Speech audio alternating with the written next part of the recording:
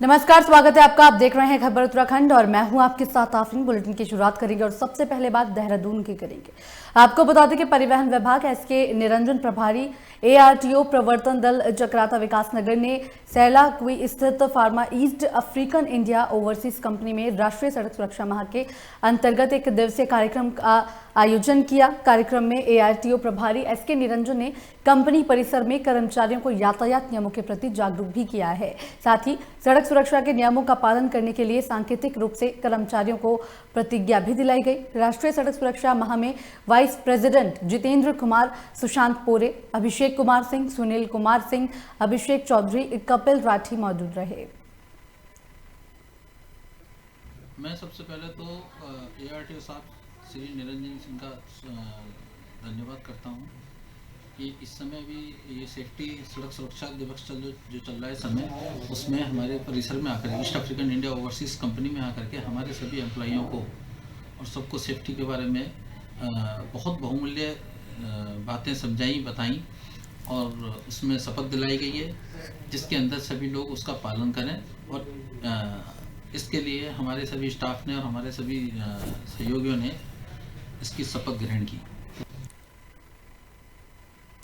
देहरादून के विकासनगर में 30वीं सदी के अश्वमेघ यज्ञ स्थल के अब संवरने का दिन आ गया है। विकासनगर से 6 किलोमीटर दूर स्थित बड़वाला जंगल में सघन बाग के बीच स्थित अश्वमेघ यज्ञ स्थल की दशा सुधारने के लिए उत्तराखंड सरकार ने 2 करोड़ रुपए की मंजूरी दी है। वहीं यज्ञ स्थल पर पहुंचे पूर्व राज्यसभा सांसद तरुण विजय ने कहा है कि यज्ञ स्थल को संवारने का काम चल रहा है। साथ ही जल्द ही यज्ञ स्थल को मेन रोड से जोड़ने के लिए सड़क बनाने का काम भी शुरू हो जाएगा। साथ ही पूर्व सांसद तरुण विजय ने कहा कि जल्द ही इस स्मारक को पर्यटन स्थल भी बनाया जाएगा। यहाँ पे भेंट है, पिछले 6 महीने से जो प्रयास चल रहा था उसका फल निकल रहा है और एएसआई ने बहुत मेहनत करके इस पूरे क्षेत्र का पुनरुद्धार प्रारंभ कर दिया। सबसे रोमांचक बात यह है कि यहाँ पर पुनः ब्राह्मी लिपि में संस्कृत में लिखे गए ईंट मिली है, जो कि एक अद्भुत खोज है और यह 60 वर्ष बाद पुनः मिली है। इसके पहले जो शिलालेख मिले थे वो दिल्ली में है। हम यहाँ चाहते हैं कि एक अंतर्राष्ट्रीय संग्रहालय बने। हरिद्वार के बहादुराबाद क्षेत्र के गांव अलीपुर में लगी कोयले की फैक्ट्री से निकलने वाली डस्ट और काली राख से ग्रामीणों को काफी परेशानियों का सामना करना पड़ता है। आपको बता दें कि फैक्ट्री से निकलने डस्ट और काली राख से पेड़ पौधों को नुकसान हो रहा है, जिसके चलते ग्रामीणों ने पहले भी इसकी शिकायत प्रदूषण विभाग को की थी, लेकिन कोई कार्रवाई यहां पर नहीं की गई। वहीं मामले को लेकर ग्रामीणों ने जिलाधिकारी को ज्ञापन सौंपा है, जिसमें ग्रामीणों ने कोयले की कंपनी पर कार्रवाई करने को लेकर मांग की है।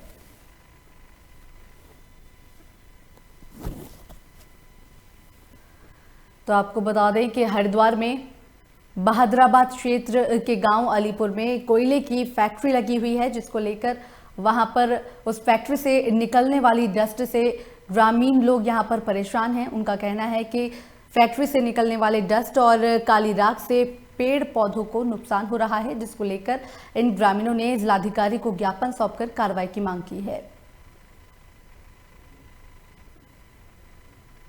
मेरे गांव में, मेरे पड़ोस में सबको ये परेशानी है। यहाँ से जो डस्ट उड़ती है वो हमारे घरों में जा रही है। किस चीज़ की डस्ट है? ये जो कोयला पिस रहा है, इसमें कोई केमिकल वगैरह जो भी डाल के पीसते हैं, ये इसका कुछ अता पता तो है नहीं जी। तो ये यहाँ से पीसने के बाद जो डस्ट उड़ती है, मैं उससे बहुत प्रभावित हूँ और मेरा आधा गाँव प्रभावित है। और रात को सांस लेने में बहुत ज़्यादा परेशानी हो रही है। छोटे छोटे बच्चे वो बीमार होने लगे हैं। पहले देख लो आपको कि पहले तो कोरोना ने मार दिया, घर से नहीं निकल पाए, काम काज में दिक्कत, अब ये मार रहा है हमें। और इससे पहले इसको मैंने कई बार कह दिया, तो ये अब तो लड़ने मरने को तैयार बैठे हैं। हरिद्वार के सामाजिक संगठनों ने ऋषि पुल के मालवीय घाट पर मोक्षदायिनी मां गंगा के चरणों में फूल अर्पित कर पुलवामा के शहीदों को श्रद्धांजलि दी है। वहीं समाजसेवी पंडित अधीर कौशिक ने कहा है कि 14 फरवरी को पुलवामा हमले में जो सैनिक शहीद हो गए थे, मां गंगा उनको अपने चरणों में स्थान दे, उनके परिजनों पर अपना आशीर्वाद बनाए। साथ ही कहा कि हम सभी देशवासियों से ये अपील करते हैं कि 14 फरवरी को एक ऐसा शहीद दिवस बनाएं जो आने वाली पीढ़ियों के लिए भी प्रेरणा बने, क्योंकि हमें अपने बच्चों को ये जरूर बताना चाहिए कि किस तरीके से हमारे सैनिकों ने अपना बलिदान दिया था।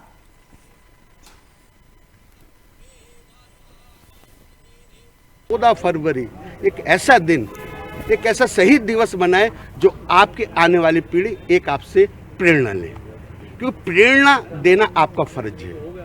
आप अगर अपने बच्चों को, युवक बच्चों को, सबको बताएंगे कि हमारे देश के जो वीर जो बॉर्डर पर रक्षा करते हैं उनका कैसे बलिदान दिवस मनाना चाहिए, ऐसी हमने मंगल कामना श्री गंगा जी के चरणों में करी है। कि आज 14 फरवरी के दिन ही पुलवामा में एक बहुत ही विभत्स हमला आतंकवादियों के द्वारा भारतीय सेना के ऊपर किया गया था, जिसके अंदर हमारे बहुत से जवान जो है वो पुण्य गति को प्राप्त हुए थे। तो एक बहुत ही दुर्भाग्य वाला दिन है और 14 फरवरी को सभी जानते हैं कि आज वैलेंटाइन दिवस के रूप में मनाया जाता है, लेकिन हम लोग आज यहाँ पे एकत्रित हुए हैं और सभी से आह्वान किया कि आज के दिन को शहीद दिवस के रूप में मनाया जाए, क्योंकि आज के दिन जो देश की सेवा करते हैं, जो देश के जवान हैं, जो हमें सुरक्षा महसूस कराते हैं, बॉर्डरों पर खड़े हैं और दिन रात कोई तपती भूमि में खड़ा है और कोई -30 डिग्री टेम्परेचर में हमारे लिए और हमारे सुरक्षा के लिए जवान सारे खड़े हैं। तो आज के दिन जो उनके ऊपर हमला हुआ था उसको लेकर हम सभी ने आज मां गंगा से प्रार्थना।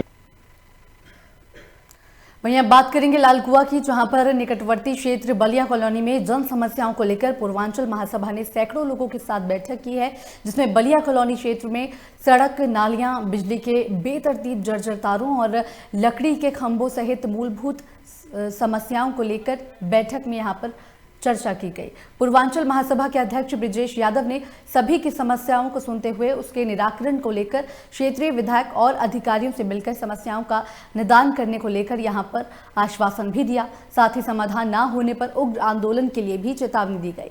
वहीं अध्यक्ष ब्रिजेश यादव ने एक पूर्वांचल महोत्सव और नगर में भव्य यात्रा निकाले जाने के लिए रणनीति भी बनाई है। इस दौरान पूर्वांचल महासभा के अध्यक्ष ब्रिजेश यादव ने कहा कि उत्तराखंड में निवास करने वाले सभी पूर्वांचल यानी बिहार, बंगाल, यूपी सहित कई राज्यों के लोग जो निवास करते हैं उनको एक मंच पर आकर संगठित होना चाहिए। पूर्वांचल के लोग जागरूक रहें, एक धागे में बंधे रहे, एक साथ रहें, तभी हम लोग कहीं काम करवा सकते हैं। इसी के लिए हमने ये संगठन बनाया कि किसी के दुख सुख में हमेशा खड़े रहेंगे। किसी के दुख सुख होगा तो उसमें हम जाएंगे, उनकी बात को सुनेंगे। अगर कोई वैसी आफत विपत आएगी तो उसमें सहयोग भी करेंगे। वहीं मंगलौर क्षेत्र के नाथूखेड़ी गांव से फैक्ट्री जा रहे बाइक सवार की ट्रैक्टर की चपेट में आने से दर्दनाक मौत हो गई है। बताया जा रहा है कि ग्रामीणों ने शव को सड़क पर रखकर जमकर यहां पर हंगामा भी किया, जिसके बाद घटना की सूचना मिलते ही भारी पुलिस बल वहां पर मौके पर पहुंची। साथ ही परिजनों को समझाने का यहां पर प्रयास भी किया गया है, लेकिन ग्रामीणों ने आरोपी की गिरफ्तारी की मांग की। साथ ही परिजनों को मुआवजा दिलाए जाने को लेकर भी यहां पर ग्रामीणों की तरफ से मांग की गई। इस मौके पर एसडीएम पहुंचे। साथ ही आश्वासन एसडीएम के बाद पुलिस ने शव को पोस्टमार्टम के लिए भेजा। वहीं आरोपी के खिलाफ मुकदमा दर्ज कर अब फिलहाल आगे की कार्रवाई भी शुरू कर दी गई है।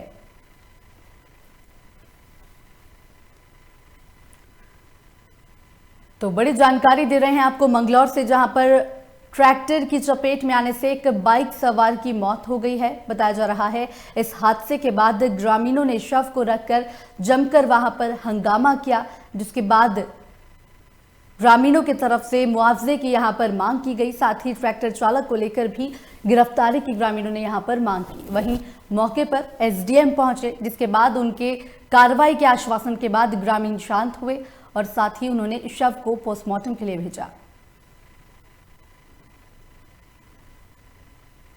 और ज्यादा जानकारी के लिए मंगलौर से हमारे संवाददाता राहुल सैनी हमारे साथ फोन लाइन पर जुड़ गए हैं। राहुल, एक ट्रैक्टर की चपेट में आने से बाइक सवार की मौत हुई है, क्या कुछ जानकारी आपके पास? ग्रामीण वहां पर हंगामा भी कर रहे हैं। देखिए, दरअसल मैं आपको बताना चाहूंगा कि मंगलौर के जो नाथूखेड़ी गांव है, उससे एक युवक है अपने काम से फैक्ट्री जा रहा था, तो बाइक से वो फैक्ट्री जा रहा था, लेकिन अचानक ट्रैक्टर की चपेट में आकर उसकी दर्दनाक मौत हो गई। जिसकी सूचना परिजनों को दी गई तो परिजनों ने सड़क पर शव को रखकर बहुत देर तक हंगामा काटा। जिसकी सूचना पाते ही मौके पर पहुंची पुलिस ने जो है लोगों को समझाने का प्रयास किया। जी, परिजनों की तरफ से क्या कुछ कहा जा रहा है, क्या कुछ मांग है उनकी? अभी परिजनों की तरफ से जो है हंगामा किया जा रहा था, लेकिन वो मुआवजे की मांग को लेकर अड़े थे कि हमको कोई मुआवजा दिया जाए और जो आरोपी है उसके खिलाफ सख्त कार्रवाई की जाए। जी राहुल, क्या इस आरोपी जो ये ट्रैक्टर चालक था इसके बारे में कोई जानकारी मिल पाई है? अभी जो आरोपी युवक है वो भी पुलिस की गिरफ्त से बाहर है, लेकिन पुलिस अभी उस पर मुकदमा करने की बात कर रही है। जी राहुल, मुख्य वजह क्या मानी जा रही है हादसे की? जैसे आपको बताना चाहूँ कि ये जो अवैध जो लोडेड ट्रक और ट्रैक्टर चलते हैं, इनकी वजह से लगातार जाम लगा रहता है, जिस कारण जो है क्षेत्र में घटनाएं हुई है। पहले भी कई घटनाएं हुई है और इस बार भी यही वजह मुख्य वजह रही है कि ट्रैफिक ज्यादा होने के कारण जो है ट्रैक्टर की चपेट में आकर युवक की दर्दनाक मौत हुई। तो ट्रैफिक को लेकर क्या पुलिस ने अभी तक कोई प्रशासन की तरफ से कोई कार्रवाई की गई है? जी, ट्रैफिक की जो यातायात की जो व्यवस्था है उसको लेकर पुलिस काफी जो है संजीदा है और जगह जगह पर जो पुलिस के द्वारा जो है गाइडलाइन लिखी गई है कि ट्रैफिक का पालन किया जाए। और फिर भी लेकिन क्या है कि ग्रामीण क्षेत्र के लोग हैं। चलिए, बहुत बहुत शुक्रिया राहुल तमाम जानकारी के लिए।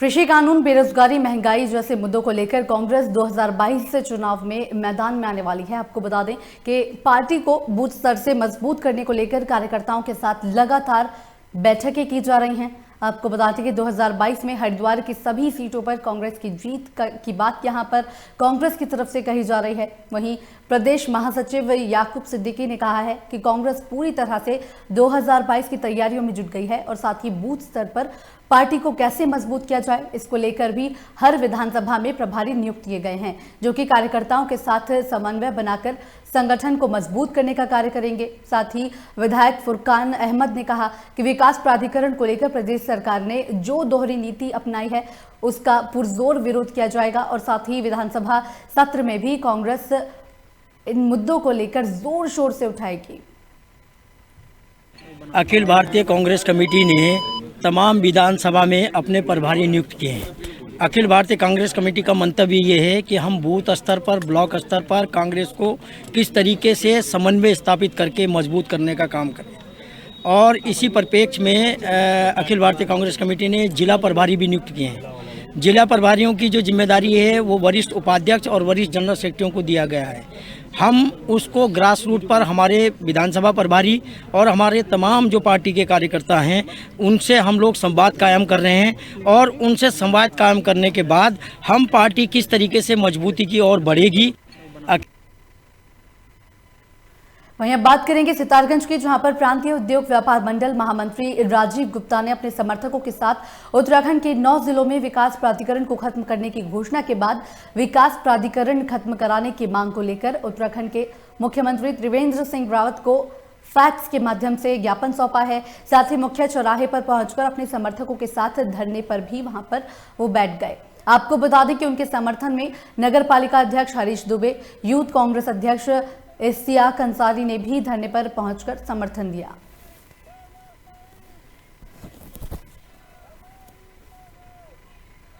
आम जनता इतनी त्राही हो गई है, परेशान हो गई है। उसके बाद अभी कुछ दिन पूर्व हमने सुना था कि माननीय मुख्यमंत्री उत्तराखंड सरकार का ये बयान आया था कि वो उनका कहना ये था कि पहाड़ों में नहीं प्लेन में भी जो है कि विकास प्राधिकरण को स्थगित कर दिया गया है, जबकि ऐसा कोई गजट, ऐसा कोई शासनादेश अभी तक जो है कि देखने को नहीं मिला है। तो इस तरीके से अगर भ्रम की स्थिति बनी हुई है, इस तरीके से धोखा देने की स्थिति को साफ करा जाए। और उत्तराखंड सरकार के माननीय मुख्यमंत्री से आज हमने ये जो है कि धरना प्रदर्शन करके ये आह्वान किया है कि आप उसको बिल्कुल स्थिति को साफ करें और शासनादेश गजट की कॉपी को साफ करें। वहीं राम मंदिर निर्माण के लिए निधि समर्पण अभियान में सुदूर क्षेत्र के ग्रामीण बढ़ चढ़कर हिस्सा ले रहे हैं। नरेंद्रनगर विधानसभा के सुदूर इलाके में भैंसियारो क्षेत्र में बड़ा कार्यक्रम आयोजित किया था, जहां पर सुदूर क्षेत्र के इस कार्यक्रम में महिलाओं ने भी बढ़ चढ़कर हिस्सा लिया है। कार्यक्रम में मुख्य वक्ता प्रदेश के सह प्रांत प्रचारक पूर्व विधायक ओम गोपाल रावत सहित जिला प्रचारक भी यहां पर मौजूद रहे। संपूर्ण विश्व में राम मंदिर के लिए समर्पण निधि अभियान चल रहा है कि जिससे एक भव्य राम मंदिर बनकर खड़ा हो। गांव-गांव से समर्पण जाए, हर घर से हर व्यक्ति का समर्पण राम मंदिर के लिए हो, ये अभियान चल रहा है। पहले उत्तराखंड में योजना हम लोगों ने बनाई थी कि 5 तक इसको समर्पित कार्यक्रम को चलाएंगे, लेकिन बाद में लोगों के आग्रह को देखते हुए 2 बार हमने कूपन मंगाए और ये अभियान अब 5 की बजाय 15 तारीख तक है। भगवान रामचंद्र भूमि का जो मंदिर भव्य बनने जा रहा है, इसमें हर आदमी अपना समर्पण देना चाह रहा था। उसी के उपलक्ष्य में यहाँ पर भैंसरों में आज का जो है यहाँ पर ये प्रोग्राम किया गया, जिसमें लोग बढ़ चढ़कर जो हैं भगवान राम जन्मभूमि मंदिर समर्पण निधि के लिए जो हैं अपना सहयोग दे रहे हैं। और आप देख ही रहे हैं कि पूरे क्षेत्र के लोग, पूरी कुंजड़ी पट्टी का जो है यहाँ पर पूरा जनमानस जो है, माता बहनें सब वृद्ध लोग भी जो है यहाँ पर अपने समर्पण करना चाह रहे हैं भगवान रामचंद्र के लिए। वहीं हल्द्वानी में एंटी ह्यूमन ट्रैफिकिंग सेल और काठ गोदाम पुलिस की टीम ने इस्पात सेंटर में छापेमार की कार्रवाई की है। पुलिस की छापेमारी में कई सारी अनियमितताएं भी यहां पर पाई गई हैं। पुलिस ने इस्पात सेंटर में कार्यरत युवतियों से पूछताछ भी की। वहां उपस्थित युवतियों में से केवल 3 युवतियों का ही सत्यापन पाया गया, जबकि वहां मौजूद 11 युवतियां बाहर से आई हुई पाई गई थी। वहीं इस्पात की संचालिका दिल्ली निवासी बताई जा रही है। साथ ही पुलिस को मौके से आपत्तिजनक सामान भी बरामद हुआ है। बताया जा रहा है कि स्थानीय लोग लगातार लंबे समय से इस्पात सेंटरों पर कार्रवाई की मांग कर रहे थे, जिसके बाद पुलिस ने बताया है कि नियमों के उल्लंघन में इस्पात सेंटरों पर कार्रवाई की जा रही है।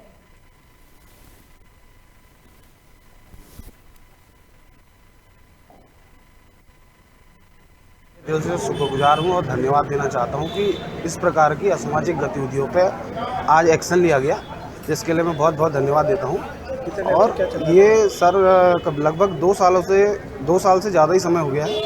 ये यहाँ पे अनैतिक कार्य जो है इसकी आड़ में, स्पा की आड़ में हो रहे हैं, जिसका हमने कई प्रकार से इनका खंडन करने की हमने कोशिश करी। हमने कई बार प्रशासन तक अपनी बात पहुँचाने की कोशिश करी, लेकिन जो है खुल के विरोध नहीं कर पाए। आज आप लोग यहाँ पे मीडिया की टीम आई और बड़ा मुझे अच्छा लगा।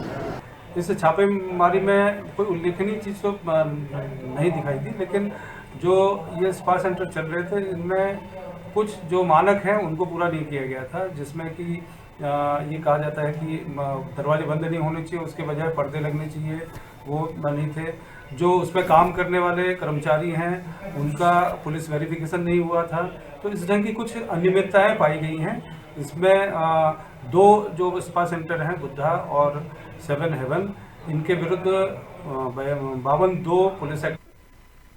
और ज्यादा जानकारी के लिए हल्द्वानी से हमारे संवाददाता मुन्ना अंसारी हमारे साथ फोन लाइन पर जुड़ गए हैं। मुन्ना अंसारी, छापेमार की कार्रवाई की गई है यहाँ पर पुलिस की तरफ से स्पा सेंटरों पर, क्या कुछ अपडेट है आपके पास?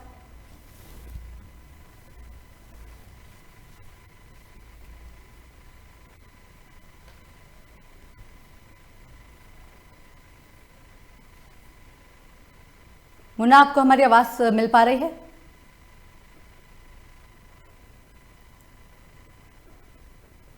चलिए, तकनीकी खामी के चलते हमारा संपर्क संवाददाता से टूट गया है, तो एक बार फिर संपर्क साधने की कोशिश करेंगे। तो बड़ी जानकारी हम आपको हल्द्वानी से दे रहे थे, जहां पर पुलिस ने इस्पा सेंटर पर छापेमार की कार्रवाई की है। बताया जा रहा है कि वहां पर कई अनियमितताएं भी इस दौरान पाई गई और साथ ही आपत्तिजनक सामान भी पुलिस की तरफ से बरामद किया गया है। बताया जा रहा है इस्पा संचालक जो है वो दिल्ली का रहने वाला है, जिसके बाद कई अनियमितताएं पाए जाने के बाद वहां पर मौजूद महिला कर्मचारियों से पुलिस ने पूछताछ भी की। वहीं डोईवाला के भानियावाला में कांग्रेस के तमाम पदाधिकारी और कार्यकर्ताओं ने पुलवामा आतंकी हमले में मारे गए 40 जवानों की शहादत को नमन किया है और साथ ही श्रद्धा सुमन अर्पित करते हुए 2 मिनट का मौन धारण कर शहीदों को याद किया। इस दौरान कांग्रेस ने बीजेपी सरकार से सवाल पूछा कि तमाम जांच एजेंसी होने के बाद भी घटना के 2 साल बीत जाने के बाद भी ये नहीं पता चला कि पुलवामा में विस्फोट सामग्री RDX कहां से आया था। कांग्रेस के वरिष्ठ नेता मनोज नोटियाल ने कहा कि बीजेपी की केंद्र सरकार ने भी अब तक पुलवामा के शहीद CRPF के जवानों को आज तक शहीद का दर्जा नहीं दिया है और ना ही सैनिकों पर अटैक की जांच का खुलासा किया गया। देहरादून के लोग उसमें शहीद हुए थे, तो मेरा निवेदन भी आज की सरकार से यही है कि अभी तक हमारे पास NIA है, CBI है, RAW है, आज तक उन लोगों का पता क्यों नहीं चला। क्या ये ढिलाई है या आप करना ही नहीं चाहते। दूसरी बात कि वो लोग आखिर वो भी तो हमारे सैनिक ही थे, चाहे वो सीआरपीएफ के थे, तो उनको शहीद का दर्जा ना दिया जाना ये भी अपने आप में नाइंसाफ़ी है। और मैं आज के दिन पर पुनः उन शहीदों को याद करता हूँ। देहरादून के लोगों को। वहीं मंगलौर में सिलेंडर धमाके में मिठाई कारोबारी को पुलिस ने गिरफ्तार किया है। दरअसल 7 नवंबर को मंगलौर में बालाजी स्वीट में गैस सिलेंडर फटने से भीषण हादसा हो गया था, जिसमें धमाके में 3 लोगों की मौत हो गई थी, जबकि हादसे में 25 से ज्यादा लोग घायल बताए जा रहे थे। वहीं आरोपी पर गैर इरादतन हत्या का मुकदमा दर्ज हुआ था, जिसके बाद से ही आरोपी लगातार फरार चल रहा था।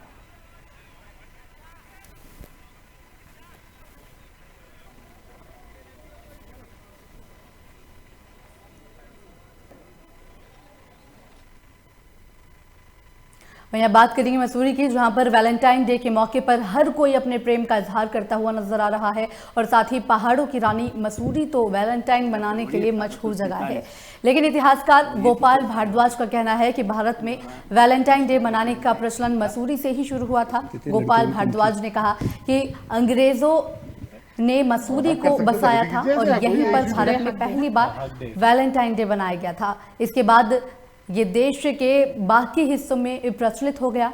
गोपाल भारद्वाज बताते हैं कि 1843 में एक अंग्रेज मोर्गन माउंट मसूरी के एक स्कूल में अध्यापक थे। उन्होंने अपनी प्रेमिका को पहली बार वैलेंटाइन डे की शुभकामनाएं दी थी, जिसका पत्र आज भी उनके पास सुरक्षित है।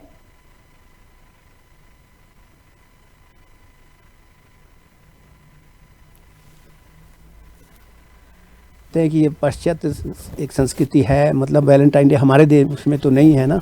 हमारे देश में तो और कई त्यौहार हैं जिसमें भाई बहन का जैसे प्यार है, रक्षाबंधन का, लेकिन इस तरह का ये वाला नहीं था।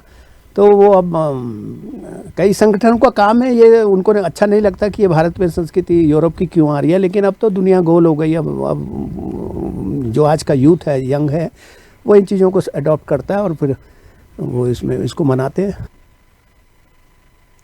उत्तराखंड लेखपाल संघ के जिला अधिवेशन में जिला कार्यकारिणी का सर्वसम्मति से गठन करते हुए ताराचंद्र घिल्डियाल को संघ का जिलाध्यक्ष मनोनीत किया गया है। नवगठित कार्यकारिणी ने लेखपालों की समस्याओं का समाधान कराने का भरोसा भी दिया। साथ ही शनिवार को नैनीताल के जिला अधिवेशन में मौजूद लेखपालों ने कई समस्याओं को उठाते हुए उनका समाधान करने की भी मांग की। अधिवेशन के दौरान जिला कार्यकारिणी का चुनाव सर्वसम्मति से किया गया। वहीं नवनियुक्त जिलाध्यक्ष ताराचंद्र घिल्डियाल ने कहा कि जनपद नैनीताल और उधम सिंह नगर में रिक्त पड़े लेखपालों के पदों की भर्ती के लिए प्रांतीय कार्यकारिणी के साथ मिलकर शासन स्तर पर बात की जाएगी। साथ ही उन्होंने पदोन्नति पर सरकार की दोहरी नीति के खिलाफ भी रोष जताते हुए कहा कि लंबे समय से पदोन्नति की राह में बैठे लेखपालों की पदोन्नति का रास्ता साफ कराने के लिए शासन स्तर पर वार्ता की जाएगी और अगर उनकी मांगे नहीं मानी गई तो एक आंदोलन भी किया जाएगा। रही लेखपालों की समस्या, निश्चित रूप से इस बीच 2-3 सालों से हम देख रहे हैं कि न केवल जनपद नैनीताल बल्कि अन्य जनपदों में भी लेखपालों की समस्याएं बहुत बड़ी हैं। सबसे पहली जो समस्या है वो हम देख रहे हैं कि जनपदों में लगातार लेखपालों के पद रिक्त हो रहे हैं। हर तहसील में लगभग 40% जो है लेखपालों के पद रिक्त हैं। तो हम जनपद के माध्यम से शासन स्तर पर यह मांग को उठाएंगे कि अविलंब राजस्व उप निरीक्षक पदों पर, लेखपाल पटवारी के पदों पर तुरंत भर्ती हो। उत्तराखंड के सितारगंज में महिला का शव फांसी के फंदे से लटका मिलने पर इलाके में सनसनी फैल गई। दरअसल महिला की 12 साल पहले शादी हुई थी। वहीं ससुराल पक्ष के लोग लगातार महिला को परेशान करते रहते थे, जिसके बाद शनिवार देर रात महिला का शव पंखे से लटका हुआ मिला। बताया जा रहा है कि घटना के समय पर घर में कोई भी मौजूद नहीं था। वहीं महिला के परिजनों का आरोप है कि महिला की हत्या करके पंखे पर उसे लटकाया गया है, जिसके चलते महिला के परिजनों की मांग है कि मामले को लेकर उचित कार्रवाई की जानी चाहिए।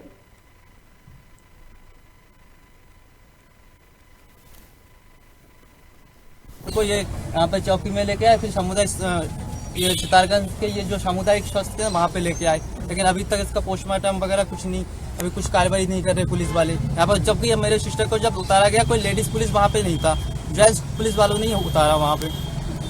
अब आप क्या चाहते हैं? मैं चाहता हूँ इसका पूरा एकदम मतलब कार्रवाई हो, कड़ी से कार्रवाई हो, मेरी बहन को, मेरी सिस्टर को न्याय मिले। उत्तराखंड की डोईवाला में उत्तरांचल क्रिकेट एसोसिएशन ने क्रिकेट एसोसिएशन ऑफ उत्तराखंड पर एक के बाद एक कई आरोप लगाते हुए पत्रकारों के सामने अपनी बात रखी है, जिसमें उत्तरांचल क्रिकेट एसोसिएशन के सचिव चंद्रकांत आर्य और कोषाध्यक्ष विजय बहुगुड़ा ने पत्रकार वार्ता कर जानकारी देते हुए कहा कि उत्तराखंड क्रिकेट के कोच वसीम जाफर को हटाने के लिए हथकंडे अपनाए गए हैं और साथ ही जिन लोगों के हाथों में उत्तराखंड क्रिकेट की बागडोर है वे लोग अपने निजी हितों के लिए क्रिकेट को बर्बाद कर रहे हैं, जबकि उत्तराखंड के प्रतिभान क्रिकेटर आज भी उत्तराखंड क्रिकेट से दूर हैं। कहा कि उत्तराखंड क्रिकेट की बेहतरी के लिए ही हमने सुप्रीम कोर्ट का रुख किया है और साथ ही कहा कि बहुत ही जल्द अच्छे परिणाम भी आने वाले हैं।